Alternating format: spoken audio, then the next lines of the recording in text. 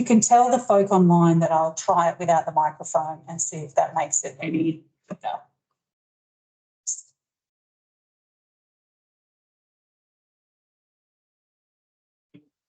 The joys of doing this with a room full of people watching you. It's like reverse parking in front of a cafe. Yeah. Yeah.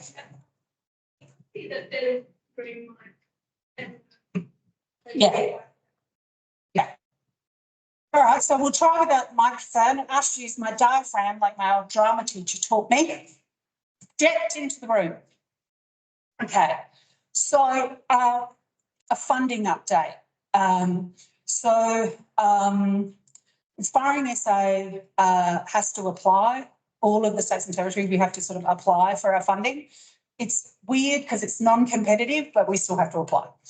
And I'm pleased to say that the latest round is actually for 3 years, because the previous round was 12 months while there was a review of the program. There was at the Commonwealth level, there was a review of the program and no changes were made. I have no comment on that. So many things.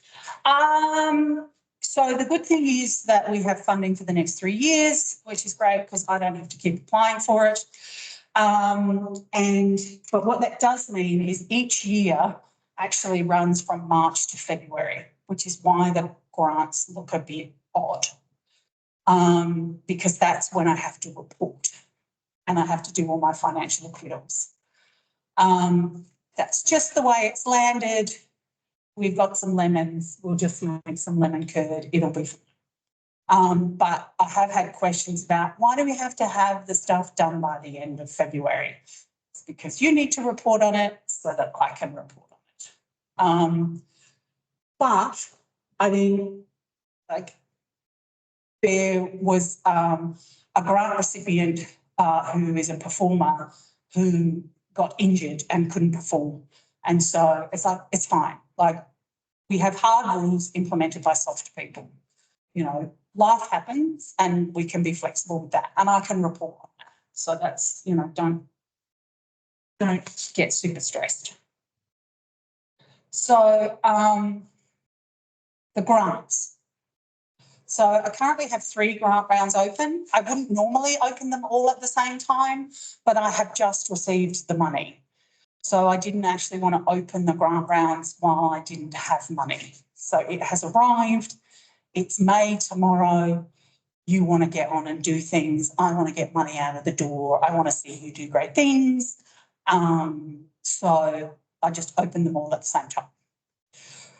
So there's community grants, which is anything for anyone. Reconciliation science engagement, which is for the sharing of First Nations knowledges. It's not just Aboriginal, First Nations. I've had a conversation with some lovely Kiwis who and Pacific Island folk who are thinking about it, and an art and science grant. The thing with the art and science grant is it has to be a collaboration with an artist and a scientist, or at least one artist and one scientist. But the rules are pretty open. There's a couple of things. Under the funding, I only want to support stuff that targets underrepresented groups in STEM. Women, girls, LGBTQIA+, people with disabilities, regional communities, people facing age discrimination. The list is in the grant information. The other thing with schools, because I know there's some schools here, you cannot apply for a grant to do something in your classroom. There is an education department. I have a teeny tiny bucket of money, and I am really happy for a school to apply for a grant to do something with its, you know, local community. Also, local community is not the parents and friends of the school. that is like having a science fair and anybody who wants to come along can come. Because the purpose of Inspiring SA is for science engagement and to introduce people to science because, you know, Science Alive, which was started by the South Australian National Science Week Committee, has been going for a very long time. And for a lot of people, it's the first time they saw something, got to play with, looked down a microscope. So they're the sorts of, you know, experiences. But also, you know, adult things as well. I have funded things about wine and sex and chocolate. Not all at the same time, but personally, I think that sounds like a great event. So there's also some updated reporting requirements in terms of we heard very clearly that trying to get audiences to do any sort of post-event evaluation is completely pointless. You can incentivise it, you can stick it on the table, you can, no. But what I want to know and what the funders want to know is who's our audience, because I'd like to know who's missing. I think I know, but I'm a scientist, so of course I need data. So this is where you come in by when people register for your event, like, what's your postcode? I don't need people's address, just their postcode. It's not super accurate, but it gives me an idea, particularly if you're doing an event and it's, you know, there's a circle of postcodes. Like, have people travelled to your event because it's particularly cool and interesting? You know, have they attended with children? That's also really useful. And the other one is, do you currently work, study or volunteer in a STEM-related field? I've not defined, like we haven't listed what, you know, a STEM-related field is, because if someone wants to self-identify as working in a STEM-related field, great. You know, it's just to give us an indication. So that's why that's now part of all of the grants, because we just want to better understand who's coming to National Science Week and Inspiring SA events so that we can go, oh, right, we really need to make an effort to go and connect with that community. And, you know, and that might be like actively inviting them or, you know, inviting them to come to events. We don't know because we've got no data. The other thing as well is that generally people, you know whether your event went well and people were happy. So in the post-event report, it's like, how do you think the event went? And is there anything that you would do differently? It's just an opportunity, particularly if you're like, oh, people loved blah-de-blah. You know, that's useful because I can then tell people, oh, they loved it when, you know, everybody got a free iPad. My grants aren't big enough for that, but you never know. So yeah, and I undertake, and I put this in the agreement, that all of the grant recipients will get a summary of the results because it's helpful for you to know who is the audience. So I will close that feedback loop to you. I'm not, you know, there's no point just having this data and it sitting in a spreadsheet. You know, I once worked with someone who said Excel is where ideas go to die. So we will try and give you as much information, you know, because we want to share it, make all of our events better, reach more people, engage more broadly. So the other thing that Inspiring SA does is we have a community of practice. We meet quarterly. It's a hybrid meeting. It's usually actually in this room. And we talk about science engagement, science communication. Some people come with this weird thing happened, or does anybody know someone who can, I need speakers for a conference, and we share information. It's very informal, it's cups of tea, usually some biscuits. So anyone is welcome to come to that. The next the next meeting is on May the 28th.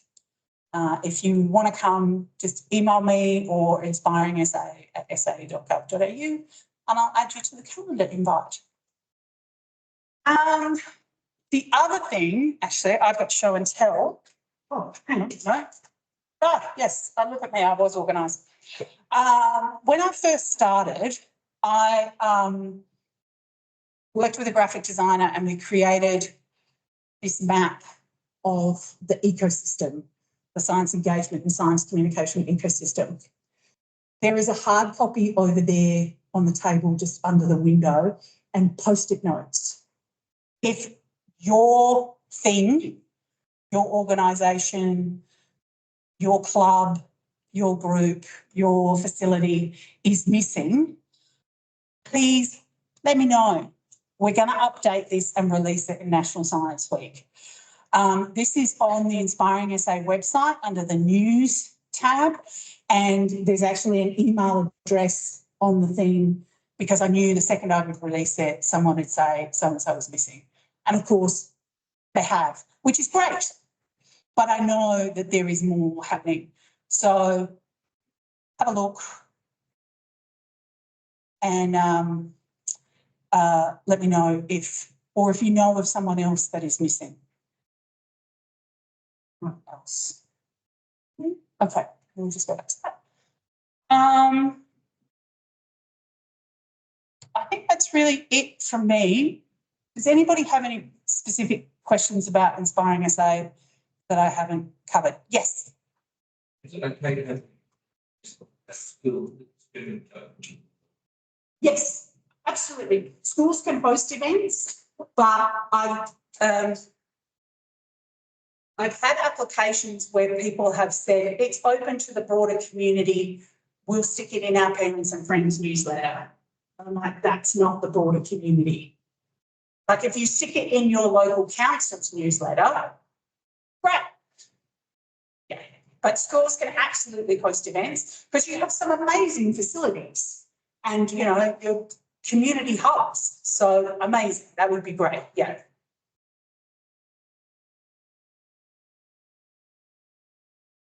Any questions about grants?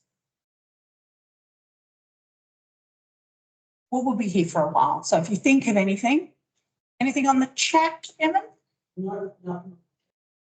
Okay, cool. Does it sound better without the microphone? Yeah, we're this side. Oh, amazing. Great. Love that. Okay, so I'm now going to introduce the lovely Jackie Stevens, who is going to tell you all about National Science Week. Oh, yes. If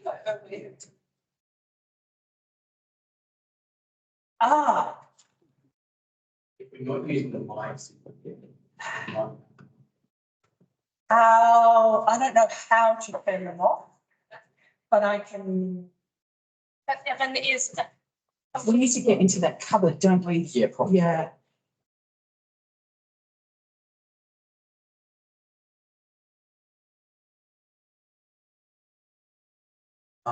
Probably think that that's coming out. Yeah. It's not mic pickup. But that's not turned off, isn't it? Yes, that's turned off. Yeah, I'm not sure. Yeah. Sorry. Short version is not sure on that one. It's totally possible, but we don't know where the switch is. But I will let someone know in the IT team that that is possible.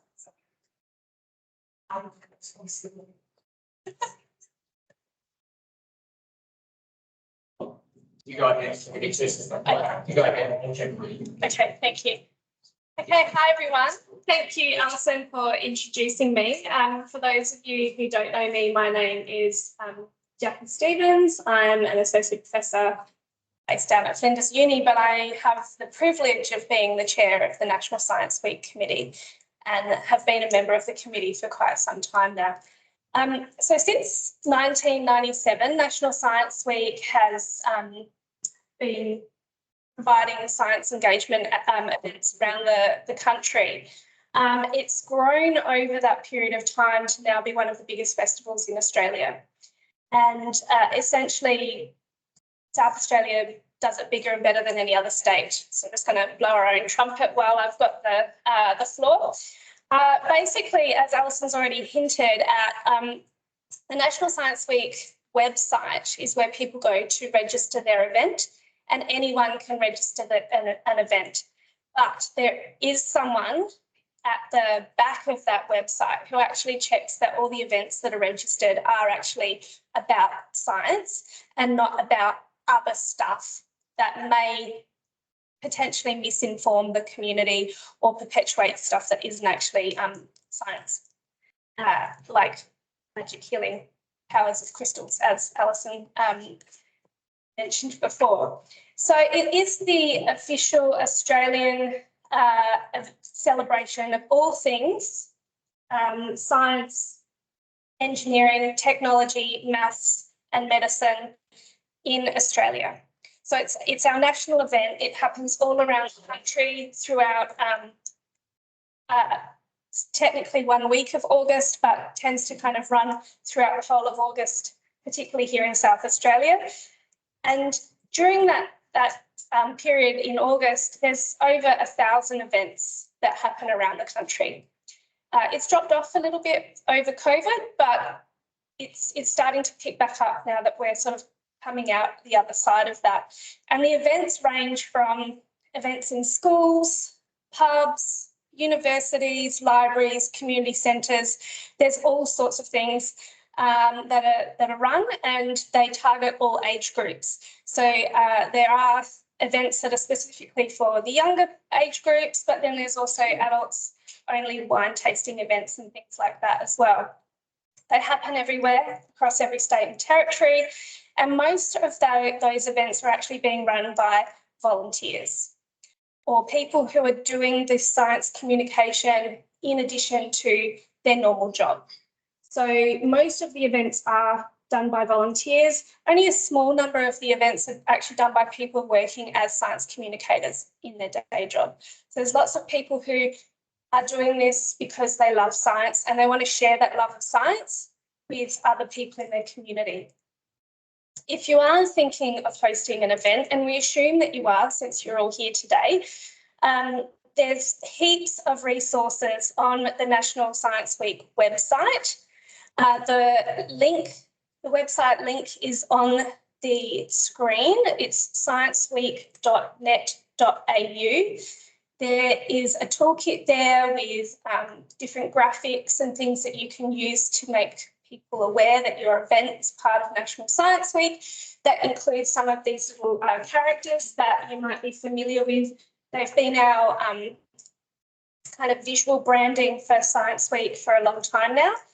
And they come in a range of colours. So you can kind of get some of those resources. There's other things there as well, and you can explore that website. It's all freely available. Also on the website is a free teacher resource, which that resource book was prepared by the Australian Science Teachers Association. It's a great resource for those of you who are running events or need running events in schools or running events specifically for kids, even if you're not a teacher. And this year, the school theme is species survival, more than just sustainability. So there's a specific schools theme that the Schools Teachers Association set each year that's for events and the curriculum that they teach in school. And that's slightly different each year to the official National Science Week theme that's also running side by side. Gets a bit confusing sometimes, but it's okay. So you're all here to hear about the grants. Alison has already introduced those. There's a number of different grants, as she's mentioned, but the ones that we're interested in are the National Science Week grants to help you do these fantastic events that bring science to more people who might not normally engage with science and engineering, STEM and maths. So how much is available? Well, you can put in a bid for $2,500 if you're running an event or an activity within Metropolitan Adelaide. And if you are doing your activity in regional or remote locations, you can ask for a little bit more, which is $3,000. That's to help with travel and different associated costs with getting those events running out in regional and remote, but also to try and encourage people to do events in regional and remote locations, because sometimes they miss out. And if we have all of our events happening in metropolitan Adelaide, it becomes very city-centric. We want to encourage people to take their science out to other locations around the state. And last year, we actually distributed over $40,000 worth in grants. And it's such a privilege to be part of that process and being able to support you all to do your fantastic events. So the purpose of the National Science Week grants is to inspire wide community participation in the STEM fields. We're trying to not only spark imagination in children, but we're also wanting to engage with people who might not have had opportunities to engage with science before, who might also be interested. You know, it's not just for kids, it is for every age group right through. We want to do that in line with the government's commitment to diversity in STEM. So we are particularly keen to encourage events that are bringing STEM to groups who might not normally be able to participate with mainstream STEM. We want to provide opportunities to acknowledge and celebrate the contributions of Australian scientists to the STEM world, and to encourage the interest amongst the general population. So the applications close on the 15th of May, so it's about 2 weeks away. You can get more information on the Inspiring Essay website, which I'm sure Alison might be able to provide the link to, everyone. The other really wonderful thing that the National Science Week Committee gets to do, other than help decide which applications for grant funding we support, is we also support the selection of the unsung hero of science each year. So there's two different awards that we support around unsung heroes. So these are people who are doing science communication and bringing science to the community, but they're doing that outside their normal jobs. They're not paid to do it. Okay, it's not me as a professor at a uni who's doing that as part of my normal duties. It's someone who's going over and above outside of their work, often community-based members who have not been recognised for their contribution and have put in significant contribution over a long period of time. So it's not just that they ran one event one time and it was a great event, it's that they've continually given back to the community over a long period of time, but they've never received any formal recognition for that. So the purpose of those awards is to assist the recipients to promote their work, to publicise the important outcomes of their work and to raise awareness around that, and to focus attention on their field and give that work public credibility, which it may not have had before. So that's another component that the National Science Week Committee supports.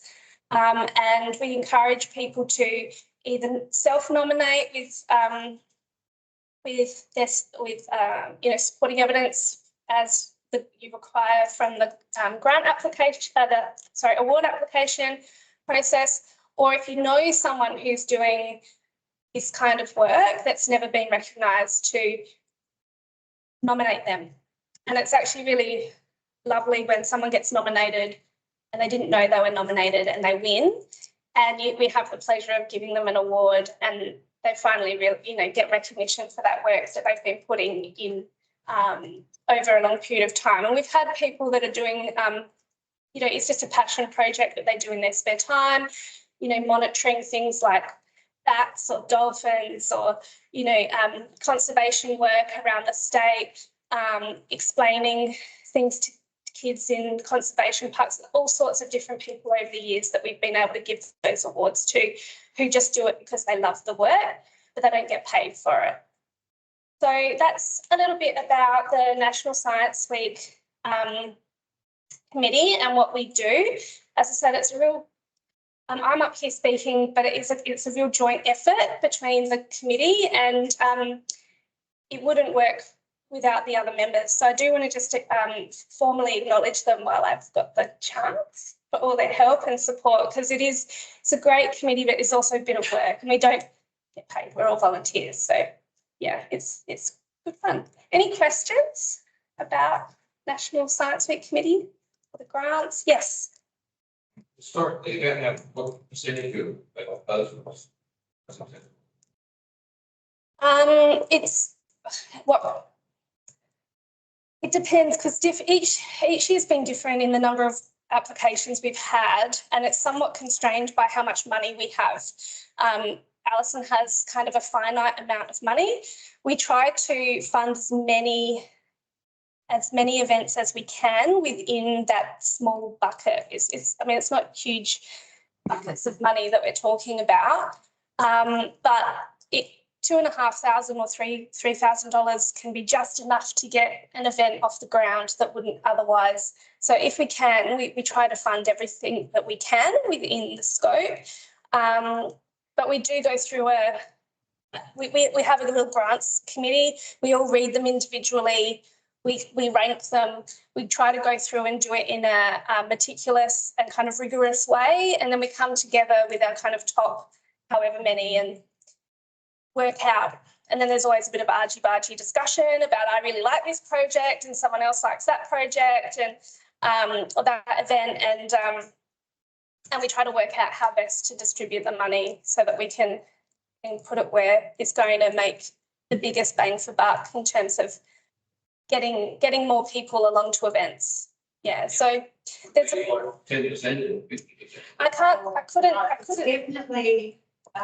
So last year we gave 19 grants. Yeah.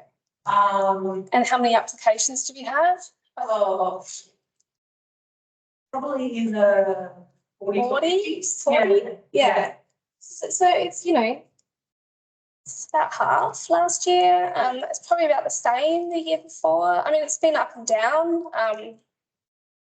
Yeah, we try to, it's difficult because there can be events where we're like, oh, wow, this would be great to fund, but this other one, just pips it at the post. So yeah, we try to be as fair and independent, and we talk about them, like we review them all independently amongst the group, and then we come together and we see where we match, and we go through this kind of rigorous as we can process. And then at some point we have to draw a line. We can't fund everything, unfortunately. Yeah. So any other questions? In that case, as part of National Science Week, we are always at the forefront in South Australia. We're always doing the cool stuff, and then the other states go, oh, that's really cool, we should do that too. So something that we are really excited to be able to do first again in South Australia is we have appointed this year a in South Australia National Science Week ambassador. So it's the first time that we've had a South Australian National Science Week ambassador, and we're the first ones to do it, and the other states realised that was a good idea, and now they're all copying us, which they always do. But I have the pleasure in announcing Tiani Adamson. I can't even speak today, sorry. Tiani Adamson as our South Australian National Science Week ambassador. So for those of you who don't know Tiani, she is the South Australian Young Australian of the Year this year. She is a proud Aboriginal and Torres Strait Islander woman and she graduated from University of Adelaide with a Bachelor of Science focusing on wildlife conservation biology. And she is leading the way in community engagement, addressing climate change solutions with her company, and making sure that Indigenous knowledge is embedded in the engagement that she's doing. And she's really inspiring in how she's leading the way in this space. And I have the absolute pleasure of introducing her to you today. I'd like to invite Tiani to come up and say a few words, please.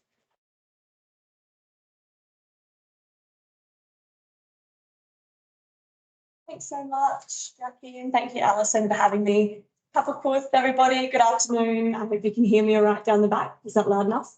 Awesome. So Kapakurth, good afternoon. In my language, I'm a Karaeg woman, so my ancestors descend from Wayben or Thursday Island, which is in the Torres Strait, or Xanthus is the colonised English, is the non-colonised traditional name for it. So as a First Nations woman, I know that we have been ingrained in science since time immemorial. Aboriginal and Torres Strait Islander people were the first scientists. We've been practicing science and engineering, chemistry, biology, trying to understand physiology for over 65,000 years.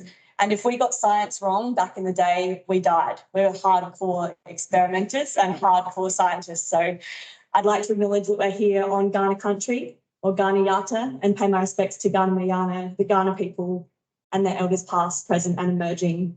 It's really important that we acknowledge whose land that we're on, and we acknowledge the massive foundation of knowledge that we are able to live and navigate the world as we do today. So I feel really lucky to be in the science space. My journey in science basically began as a young kid being really curious and excited about the world, always trying to understand how things worked and why. One of those kids, you all know them. Why, super annoying. That was me. And mum was like, why? You should probably go and learn and do some reading and figure it out. So it sort of made this passion of understanding and investigating the world, which is why I got really excited about science. I also grew up really differently. I grew up on Palm Island back in the early 2000s when there was lots of police brutality. I went to a mission school up there, and we cared for country as a normal part of our living and our daily life. So we would do burns, we lived sustainably off the land. If you didn't know how to live in harmony with the land, you didn't eat. If you didn't understand plant medicine and what you could and couldn't eat, you got sick. And if you weren't able to look after yourself in a regenerative way, you also got sick. So it was a really important thing that we understood the land and our communities and the needs of our people.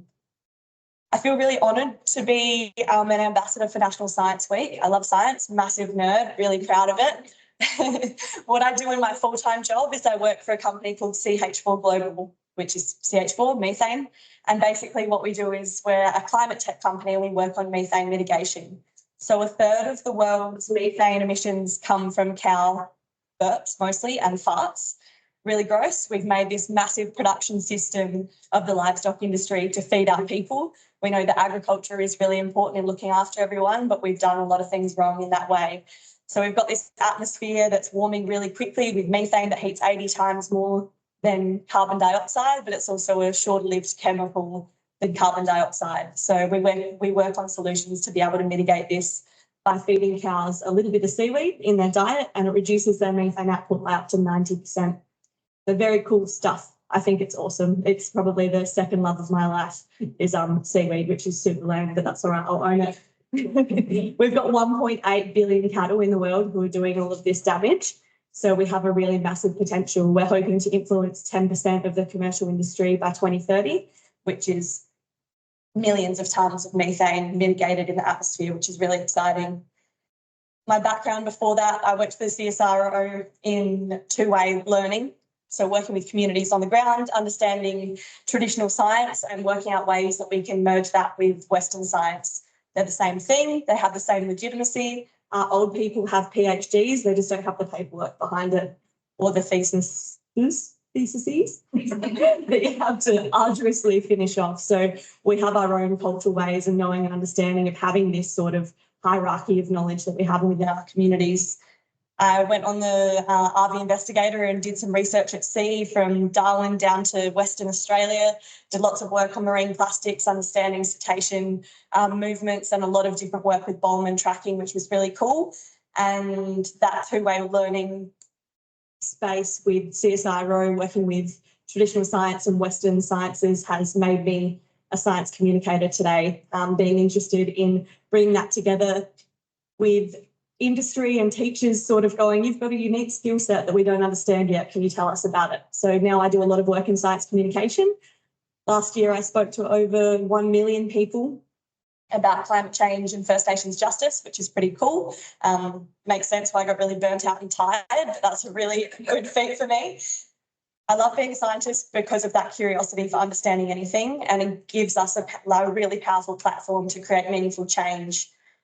I had the honour last year of going to Science Alive and speaking at the Women in STEM event, which was really, really fun, and speaking to young people on the ground who were getting excited about science. One of the girls that I met there is 19 now, so she was in grade 11 at the time, and I saw her down the street the other day, and she was quite a famous model while she was at school, and she told me that my speech inspired her to study agriculture and study science, so she's doing a double degree now, even though she's also a model, which I think is pretty cool.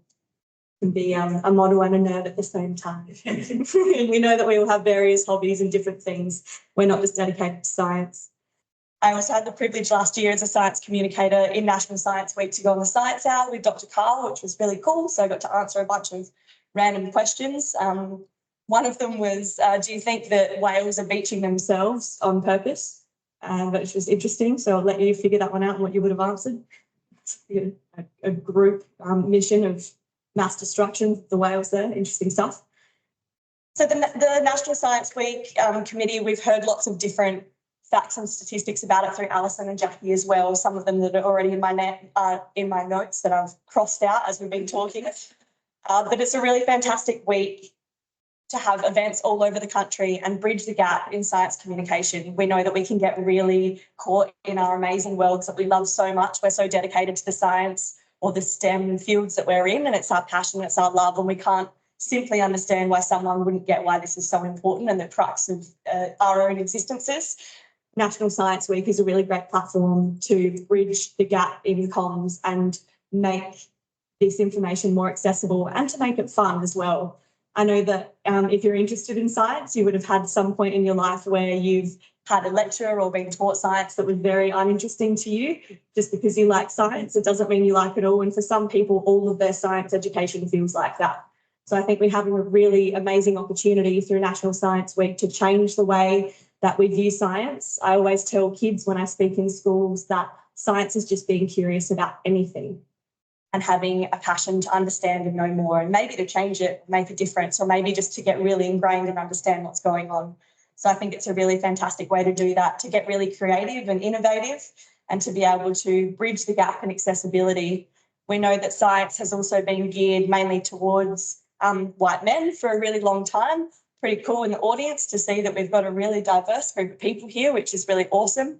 I'm really passionate about equity. I'm really passionate about the inclusion of women and girls in STEM, as well as gender diverse people, and of course of cultural diversity, and making sure that First Nations people are at the forefront of these conversations and being included with this old knowledge system. So really encourage you within this space to think about diversity and equity and bridge those gaps so that everyone can be excited about science and education. I know in my life that it's a privilege for me to be able to have gone through school and to access university and learn about science. And I hope that we can break down those barriers through events like National Science Week and make them much more accessible. So thanks so much for having me, and feel free to come and have a chat. Thanks.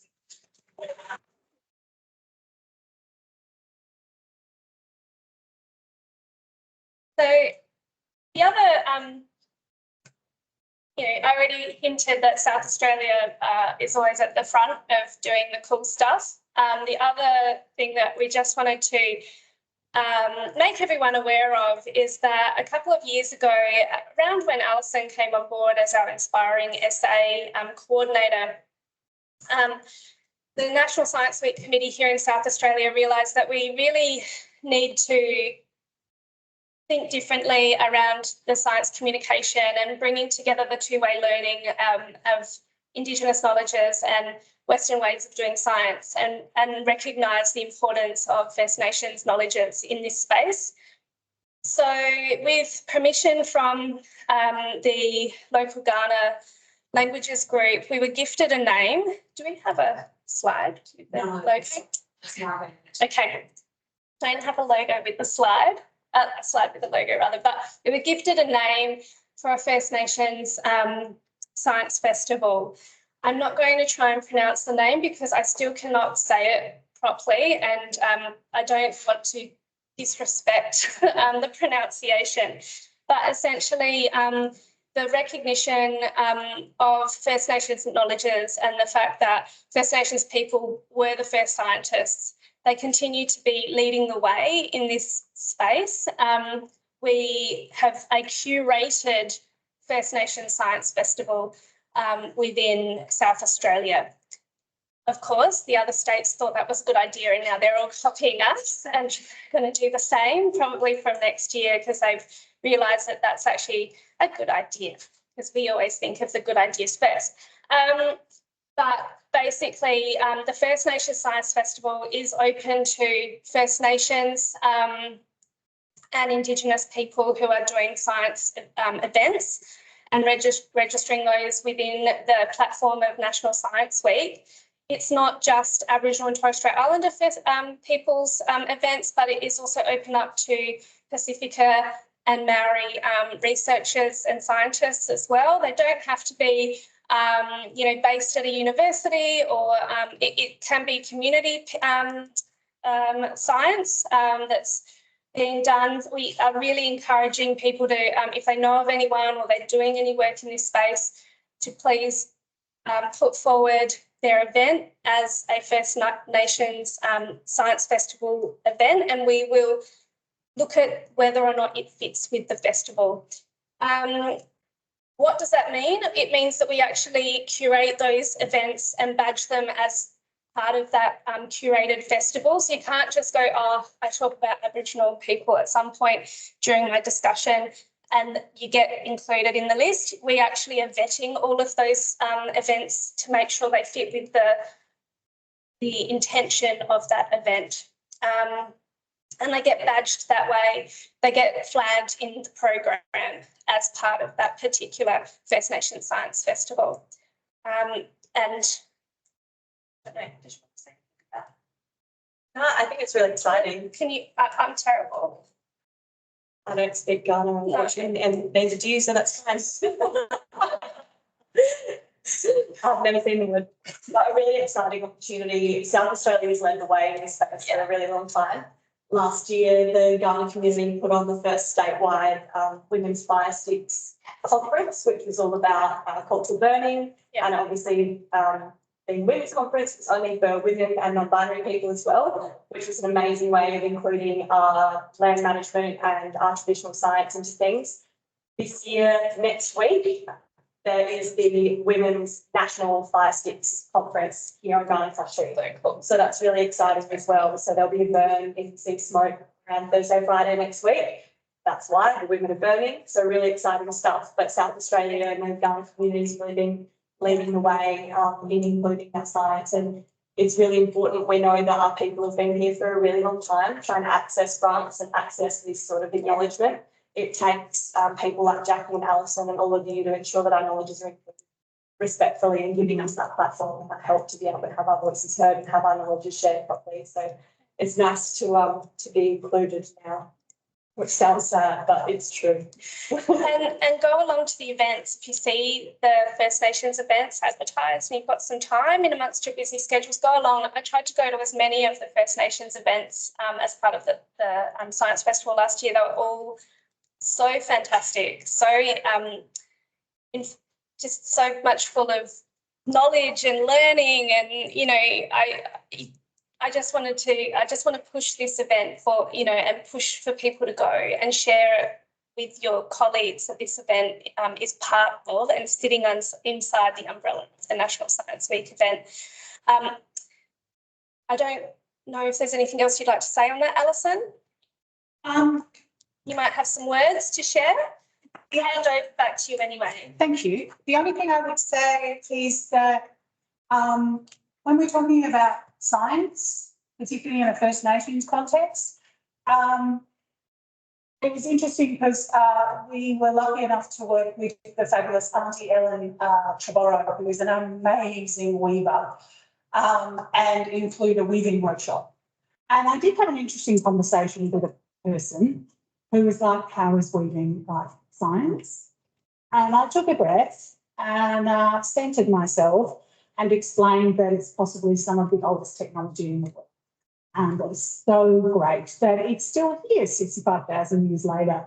But he just thought because we made brooches and baskets, of course, it didn't count. Which said a lot more about him than it does about weaving. But we also had the Australian Space Agency did a talk about the work that they're doing exploring plants and First Nations knowledges about what they can learn from First Nations knowledges in the Space Agency. So we had everything from weaving to talking about space plants. So when we're talking about science, it's really broad. And that also counts for National Science Week. You know, it's not just chemistry, you know, it can be cooking. One of my favourite grants that we awarded last year, and I'll declare this publicly, my mum put in the application, so I removed myself from the decision-making process.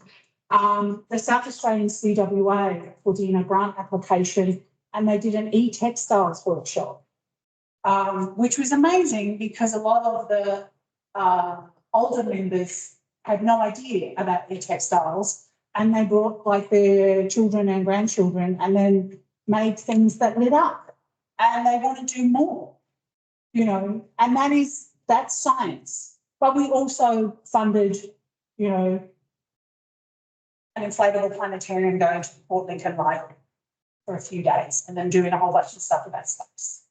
So it's a very broad church. And I realised that I took the time to write some notes and then didn't look at them when I was talking. Because, So I just wanted to mention, as well as the unsung heroes of science and science communication, Inspiring SA is partnering with the Australian Citizen Science Association, South Australian chapter, and the Department of Environment and Water, and presenting the Citizen Science Awards for citizen science projects. You don't need to remember any of this because I have made a note of all the things that I need to include in the follow-up email that I will send out tomorrow with all of the links to all of the things that we've talked about. The other thing as well is Inspiring SA is where you will find not only news about Inspiring SA, but National Science Week. As a team of one, it was just too much to manage all of the social medias. So if you want to keep track of what's happening, you can follow us on LinkedIn, Instagram, and of course, Facebook. And now that you have all signed up to this, you're going to be on the Inspiring SA mailing list. But that's only once a month, and I usually tell you where you can get money or other cool things that are happening. And of course, you can unsubscribe.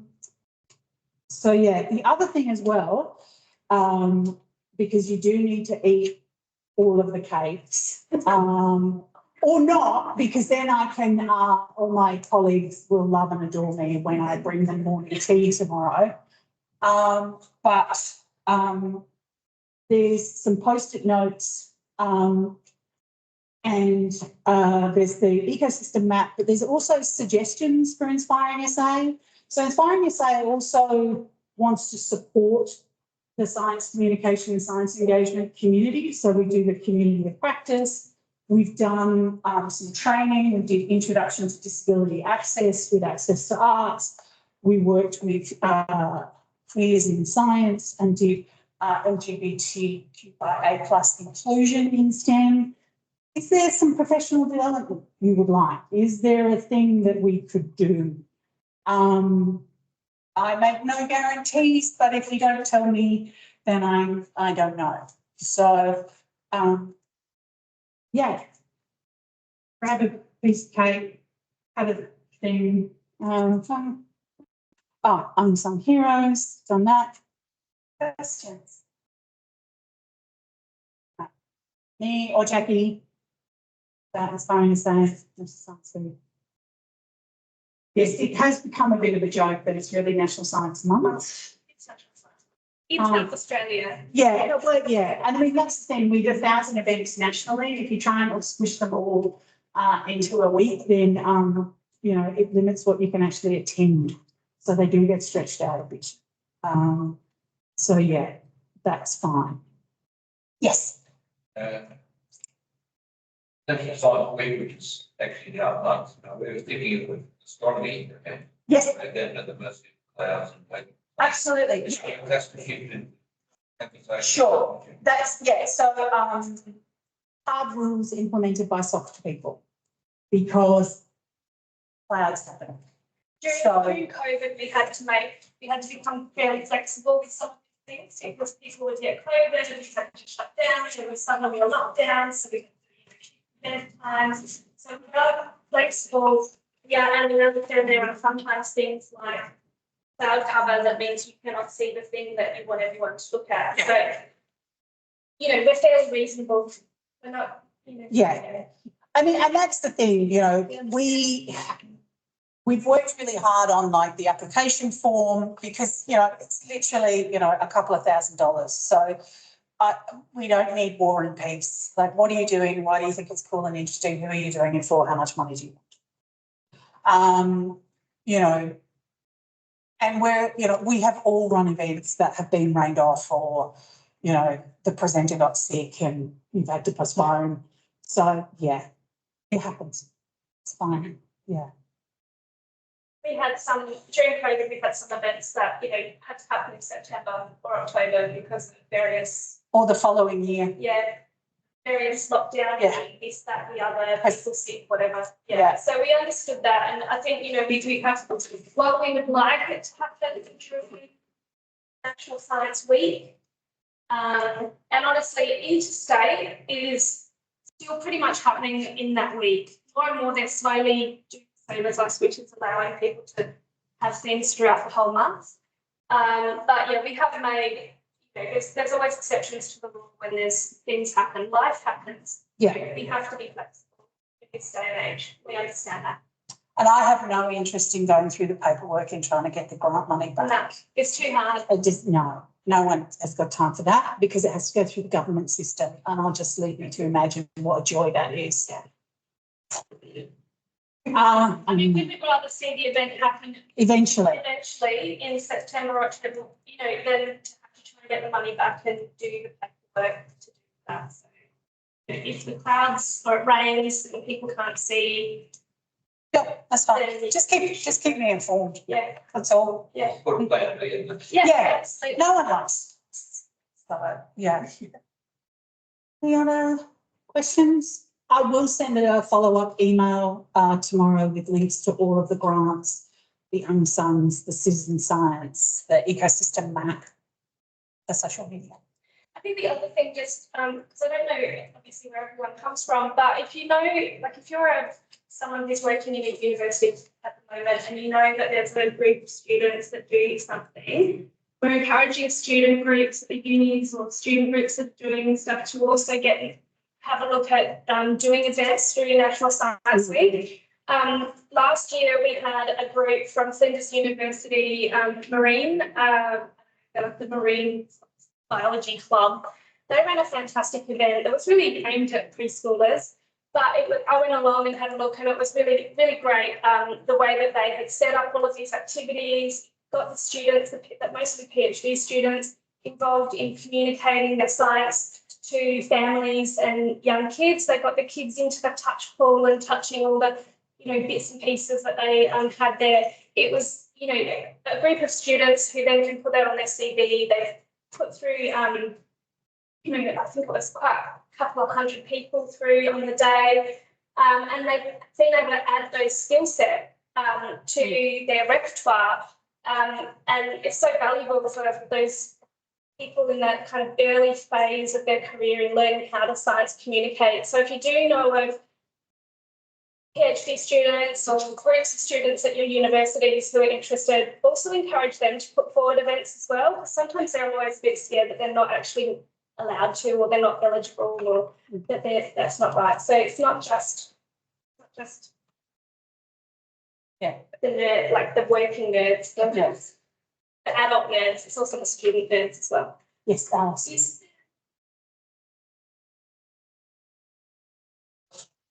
Yeah, because you have to be 18 because of course you have to sign an agreement and you have to be responsible for money. But that doesn't mean a grown-up can't work with them to do an event. Yeah, absolutely. Yeah. The other thing as well is I'm really happy to talk to people. If you've got a kind of a sort of a, I know, it could be a thing, I don't know, idea, I'm really happy to have a chat. Yeah. Because I know it can be hard because you're like, I think that's cool and interesting. Is anyone else going to think that's cool and interesting? I guarantee other people will think it's cool and interesting. And particularly if you've got, young people who've never done events, we're really happy to like mentor them through that process because then we're building capacity, which is, what we want. We want more people doing more cool stuff. So people are very welcome to reach out and I'm really happy to have a natter and help them through the process. We try not to make it super arduous. So, yeah. We don't have time for arduous. We No. have day jobs and Yeah. that sends a team of one and it's just too much. Simple, So- keep it simple. No one needs an 8-pager. Yes. Is there a main, or if you could, or is everybody doing? It is literally from Port Lincoln Library to, Mount Gambier, pub in Mount Gambier and some dolphin counting off Kangaroo Island. There is a main event, hashtag humble brag, the biggest science event in Australia, which is Science Alive, which is no longer organised by the South Australian National Science Week Committee because it's too big for a group of volunteers. But no, there isn't a particular science week sort of thing. Yes. Yes. So the National Science Week Committee used to run that event. When I first joined this committee, we used to organise it. And then it got too big because it was so popular and that we sold the rights to another big food now run food event. They like us though, and we are still friends with them and they let us go along and we basically still badge and hang out and talk to them and it's still, they still hold it the weekend normally just before National Science Week, so that it's still part of National Science Week. It is the biggest event of its kind in the country. So again, South Australia doing it better than anywhere else. But it isn't an official national, like it's not something we organise anymore. But it is, it's probably the biggest thing. Like lots of people think that that's National Science Week and that's all that there is. And we are really trying to push forward the fact that there's all this other stuff happening. So what we're doing is we go along to that event and we tell people like, listen, if you're having fun today, there's more to do. And there's all these other events happening around the community at all different locations. Everywhere from, I think we've had things out at Sejuna, we've had stuff up in, everywhere, down to Mount Gambier, everywhere across the state. In community centres, libraries, schools, anywhere you can think of events. Yeah. We don't necessarily, like when we give out the community grants, we do try to come to those events because we have invested the money. So we do try to go along to those events, but sometimes we can't because they're on at the same time as something else. There's only a finite number of us, so we can't get to everything, can't be in two places at once, and sometimes we fund events that are happening out in the country and we can't get to. We do try to come along and see them, but essentially when we allocate you the money, you do it all. You run the event.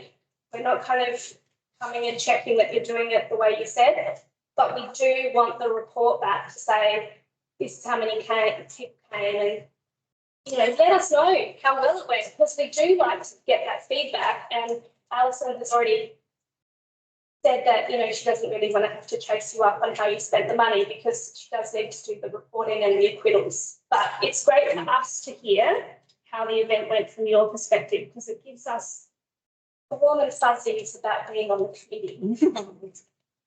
The other thing we forgot to mention is that if you're a grant recipient, we can get you merch. So National Science Week t-shirts and that sort of thing. Which Tiana's wearing one, and actually none of the committee wore a t-shirt today, but Tiana's wearing one of the t-shirts. They have those fun little characters. So the 9 little characters, so you can get t-shirts, and I'm not quite sure what the merch is this year. Sometimes there's stickers and badges and stuff. That's all organised out of, oh God.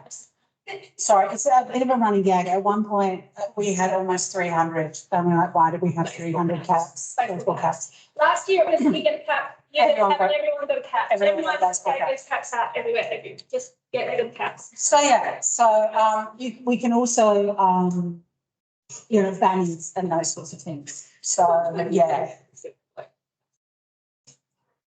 Yes. Yeah, we were paying just all 300 bucks for caps, and so It's much smaller than it used to be when we got rid of all caps. Yeah. But anyway, okay. So it is now. I've got to put my glasses on. It's just enough time for everyone to write some ideas on Yes. some papers over there, go to the toilet, collect your belongings, and then maybe eat cake. And then at 5 o'clock, are we gathering at the bottom of the stairs? Yeah, if you want to go to the bottom of the stairs and then we'll all go over together. Please take everything with you, as this room, you won't be able to get back into this room. Notes. Yeah, please don't take any food or drinks over. Because if you get a cannoli on the really nice artwork, I have to explain it to Justin. I did say cake first. Like Yes. Cakes, write the note. Toilets. So thank you, and thank you for everyone who attended online. As I said, I'll send out an email with the recording and all of the links. So I'm going to hang up on you all now. Thanks so much.